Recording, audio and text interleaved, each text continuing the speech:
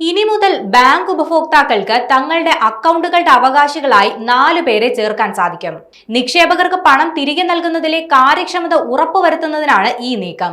2025 ഭേദഗതി ചെയ്ത ബാങ്ക് നിയമങ്ങൾ പ്രകാരം അവകാശികളുമായി ബന്ധപ്പെട്ട പുതിയ വ്യവസ്ഥകൾ 2025 നവംബർ 1 മുതൽ പ്രാബല്യത്തിൽ വരുമെന്ന് ധനകാര്യ മന്ത്രാലയം അറിയിച്ചു.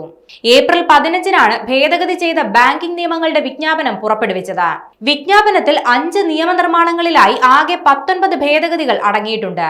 നിക്ഷേപകർക്ക് അവരുടെ ഇഷ്ടാനുസരണം അക്കൗണ്ട് തുടങ്ങുന്ന സമയത്തോ പിന്നീടോ അവകാശികളുടെ പേര് ചേർക്കാമെന്ന് ഇതിൽ പറയുന്നുണ്ട്. അതുവഴി നിക്ഷേപകർക്കും അവരുടെ അവകാശികൾക്കും അക്കൗണ്ടുകളിലെ പണം തിരികെ ലഭിക്കുന്നത് എളുപ്പമാക്കും. ലോക്കറുകളിൽ സൂക്ഷിച്ചിരിക്കുന്ന വസ്തുക്കൾക്ക് അവകാശികളായും 4 പേരെ ചേർക്കാനാകും. ആദ്യം ചേർത്ത അവകാശിയുടെ മരണശേഷം മാത്രമേ അടുത്ത അവകാശി പ്രാബല്യത്തിൽ വരികയുള്ളൂ. നിക്ഷേപകർക്ക് 4 പേര് വരെ നാമനിർദ്ദേശം ചെയ്യാനും ഓരോരുത്തർക്കും അവകാശത്തിന്റെ എത്ര വിഹിതം നൽകണമെന്ന് വ്യക്തമാക്കാനും കഴിയും.